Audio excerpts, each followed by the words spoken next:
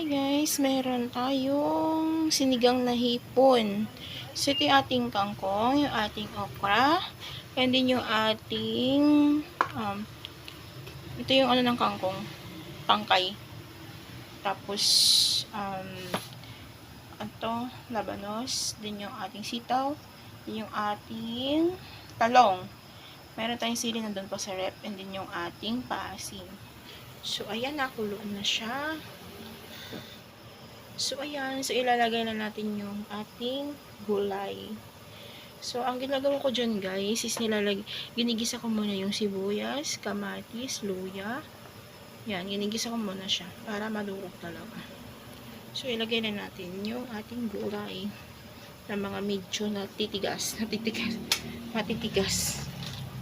Tsaka natin ilunod yung ating ilunod yung ating hipon kasi para hindi siya ma-overcook. Yan.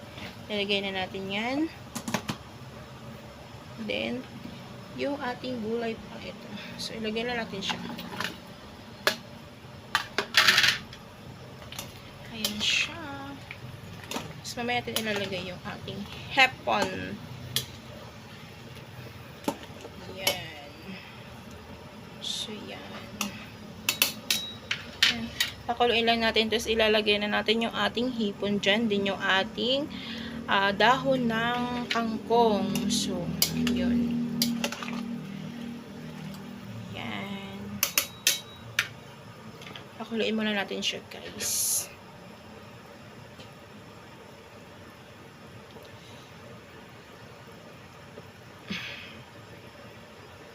Pakuluin muna natin siya.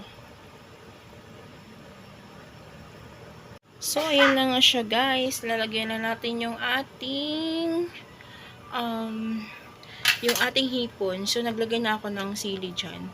Din, paasim. Naglagay na po ako dyan ng sinigang mix. Nilagyan ko na siya. Nilagay na natin yung ating hipon. Ayan siya, guys.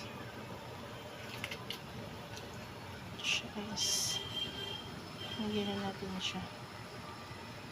Diba? Ano to? Ito. Yung isang araw pa naman ito binili. Kaso, dapat iba-butter shrimp ko. Kaso, sinano ko na siya. Ginawa ko na lang sinigang para yung bata is makakain. Ayan siya. Ayan. Tapos, tsaka natin ilalagay yung ating dahon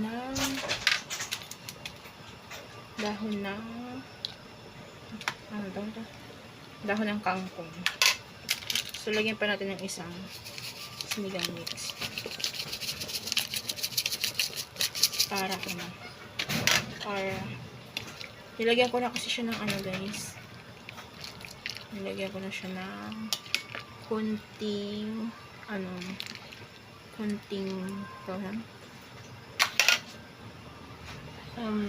kalamansi. Tapos yun. Then, so, ilalagay na natin yung ating ingay, no? Pasensya na kayo. Then, ilalagay na natin yung ating dahon ng kangkong. So, ilagay na natin yan para pag gumulo, isang kulo na siya. Yan, okay na yan siya.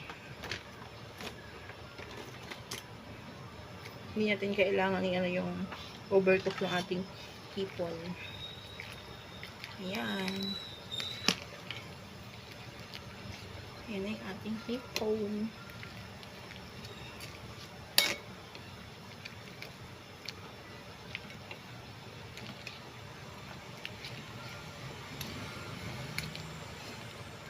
So, ayan. Para makahigop tayo ng sabaw. Pampagatas. Char. So, na may gatas. Ayan.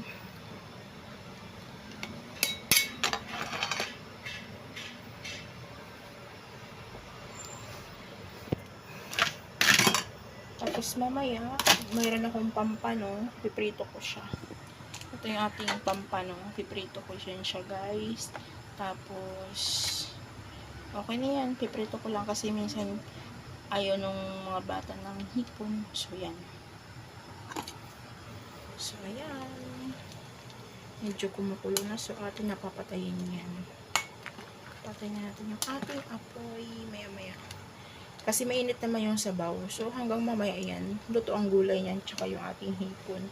So, huwag natin i-overcook para juicy yung ating hipon. Para malinamnam pa din.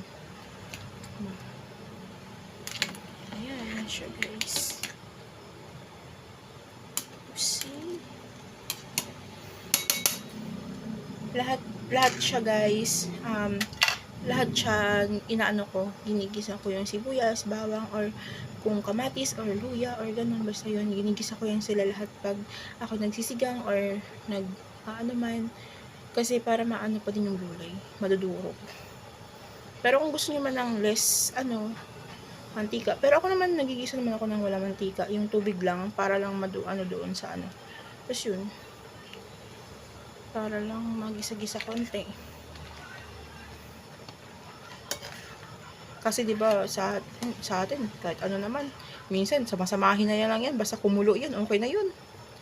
Basta importante maluto. 'Di ba? Just yan.